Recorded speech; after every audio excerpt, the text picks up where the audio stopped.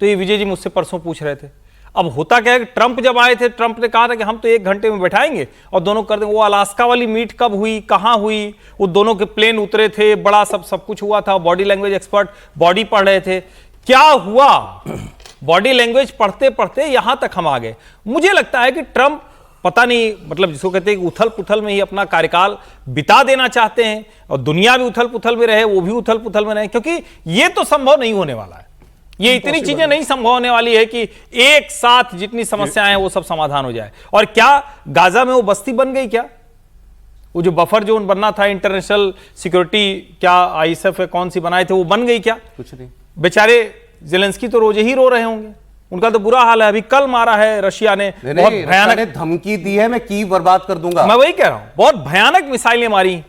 तो मुझे लगता है कि ट्रंप तो बस ये है कि दुनिया में दूसरे तरह की हेडलाइन बनाकर वो एक मतलब विचित्र ही काम कर रहे हैं। इसी में एक और वो गजब बात कह रहे हैं। एक तो मैंडेटरीली रिक्वेस्ट किया, हाँ। फिर ऊपर से कह रहे हैं it may be possible that 1 or 2 may have a reason for not doing so and that will be accepted.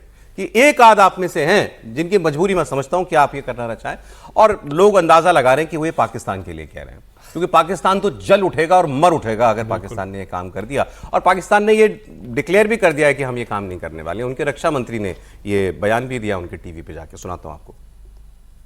कह रहे हैं we have a very clear stand. तो स्टैंड तो बहुत कभी भी टूट सकते हैं, और ट्रंप तो जब चाहे किसी का स्टैंड तोड़वा ले। टिल टू डेथ तक का बोल रहा हूँ, टिल टू डेथ पूरा खत्म नहीं किया नहीं। लेकिन सर अब इतनी ये मीडिएटर वाला रोल भी किया और सब कुछ करने के बाद पाकिस्तान इतनी तो बात बनवा ही सकता है। और जो एग्जामिशन उन्होंने लिखा है एक दो देशों के लिए, उसमें पाकिस्तान तो हो ही सकता है। पाकिस्तान हो सकता है, लेकिन नहीं, आप इसको दूसरे तरफ से देखिए कि अभी कई दिन से हम लोग चर्चा कर रहे थे कि ये युद्ध तो शुरू करवाया इजराइल ने, और ईरान और अमेरिका वो तो कहीं पर है ही नहीं। इतने दिन से यही चर्चा हो रही है ना कि इजराइल कहाँ है। तो ट्रंप साहब ने ये कार्ड खेल के इजराइल को कम से कम सेटिस्फाई किया है कि देखो मैं तुम्हारे लिए ये लड़ाई लड़ रहा हूँ। आप इसको दूसरी तरफ से देखिए ना। बिल्कुल अभी तक वो अपने ये ईरान की जंग से 100,000 गुना बड़ी बात है, लेकिन उनको कहा ना कि देखो तुम्हारे लिए ये काम मैं कर रहा हूँ। अब वो क्या होगा नहीं होगा वो तो अब जैसे बात हो रही है कि गजा में क्या हुआ क्या नहीं हुआ वो अलग है, लेकिन इजराइल को ये सेटिस्फेक्शन की भी ये मत समझो मैं तुम्हारे लिए काम नहीं कर रहा हूँ, मैं तुम्हारे लिए ये काम कर रहा हूँ, और ये काम तो सारा का सारा इजराइल के लिए है। और अगर यही काम हो जाता तो फिर तो झंझट है, फिर बात ही क्या हो रही है, इसमें कोई विवाद नहीं है। लेकिन उन्होंने, और क्या होता है बड़े जो लीडर्स होते हैं, बड़े लीडर्स मतलब अमेरिका बड़ा देश है, मैं ट्रंप साहब के और उसके राष्ट्रपति हैं, तो वो एक बात को फेंक देते हैं तो आप इस पर चर्चा शुरू कर देते हैं और कंसिडरेशन एक नए तरीके से शुरू होता है। आप इसको ऐसे मत समझिए, मैं इसको ऐसे नहीं देखता कि उन्होंने कुछ बात फेंक दी है कार्ड्स को टेबल पर और अब ये उड़ गया, ऐसा नहीं है। ये कहीं ना कहीं सिमर करने लगती है बातचीत।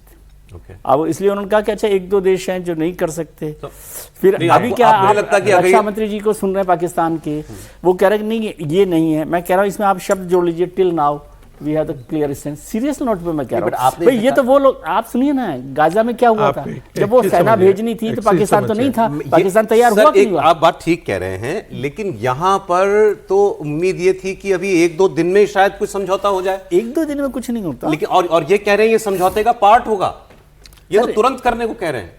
जितना रायता फैला लिया जाए उतना अच्छा रहता है ना। वैसे इसको लेकिन इसको इजराइल के पक्ष की तरफ से देखेंगे तो ये आपको थोड़ा दूसरे तरह से पिक्चर समझ में आएगी। पाकिस्तान करेगा नहीं करेगा वो अलग बात है, क्योंकि वो परेशानी में आएगा। कैसे भाई, पाकिस्तान तो ऐसा देश है जिसने लिख रखा है कि इजरायली पासपोर्ट धारकों को हम इजाजत नहीं देते हैं। वही तो उनके मंत्री बता रहे हैं। वही कह रहे हैं this passport is not valid for travel to Israel. कहां से जो है, नहीं वो तो ठीक है, मैं कह रहा हूं कि पाकिस्तान छोटी चीज है, सऊदी अरब सबसे बड़ी चीज है सर। सऊदी अरब सबसे बड़ा होल्ड आउट है। हाँ, सबसे बड़ा इस पूरे रीजन में अगर इजराइल को सब लोग स्वीकार कर लेंगे तो एक दिन शांति भी कर लेंगे, दोस्ती भी कर लेंगे। वो उसके बीच में सबसे बड़ी अड़चन सऊदी अरब है, क्योंकि वो मुस्लिम दुनिया का राजा है।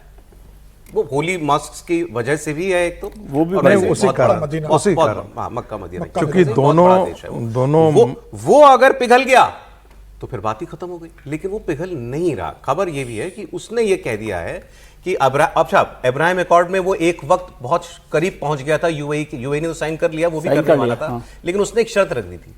उसने कहा था हम कर लेंगे इजराइल को स्वीकार, लेकिन इजराइल और फिलिस्तीन की कॉन्फ्लिक्ट का एक अलग फिलिस्तीन स्टेट का कोई आप एक कमिटमेंट दीजिए या उसका एक रोड मैप बताइए कि ये फिलिस्तीन स्टेट बनेगा, तब हम ये काम करने के लिए तैयार हैं। वो अपनी शर्त पे आज भी कायम। तो सर शर्त का मतलब ये होता है, एक बात छोटी सी लाइन कर रहा हूं, शर्त जब आप रखते हैं इसका मतलब है you are ready to consider. इसको भी आप समझिए। ठीक है। जब भी आप शर्त रखते हैं, आप कहते हैं कि नहीं हम तो ये नहीं करेंगे, आपने कहा नहीं ऐसा तब हो सकता है जब, इसका मतलब है you are ready to consider anything. हाँ वो तो है, बट वो कंडीशन भी बड़ी है ना, वो इजराइल नहीं तैयार होगा अलग फलस्तीन सर कंडीशंस तो है ना, बहुत धीरे धीरे चलती है ना। ठीक है। हाँ सर।